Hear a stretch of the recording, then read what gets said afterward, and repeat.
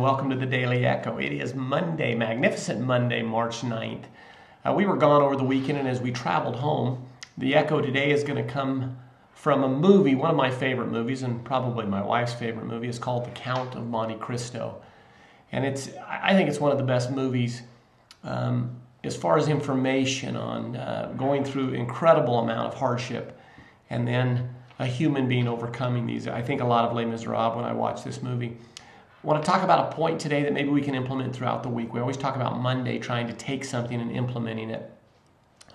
One of the things that's really difficult at times is when we're dealing with friends that we have or family members and they're starting to head off of a cliff, and we can see the cliff.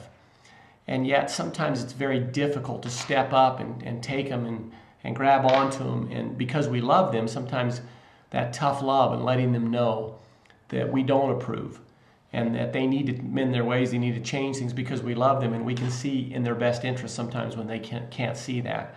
In the movie The Count of Monte Cristo, Edmond ends up getting put in prison for something he didn't do, and he spends, I think it was 18 years, I may be mistaken, maybe it was 13 years. He was in there a long time, and it was in this, the Chateau, I think, and it was just a horrible island.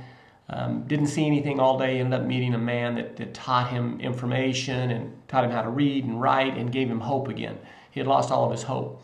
When he gets freed finally, he runs into a group of pirates, you would say, that steal and plunder and do things. And he saves a man's life, and this man becomes forever in his debt and says that he will defend him.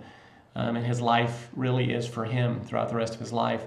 And there comes a key point when Edmond has been really living to invoke revenge upon the people that have put him in jail. And he's got this masterful plan. And he's really starting to work through it.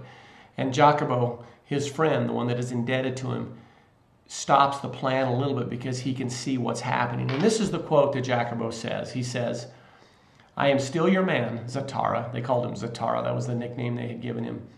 "I swore an oath and I will protect you, even if it means I must protect you from yourself." So as you go through this week, I know we should always look out and make sure that we're traveling down that right path.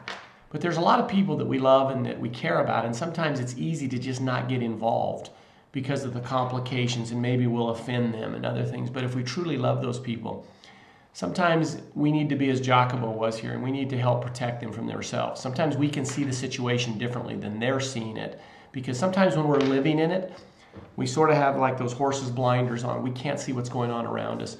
So the challenge for this week is to, not go out of your way to try to condemn people, but look for opportunities. If somebody in your life may be heading down the wrong path, just be there to listen to them, to help them, to love them, to protect them from themselves. Because every one of us at some time in our life needs somebody to help us protect us from ourselves, because sometimes we inflict damage when we really don't need to do so.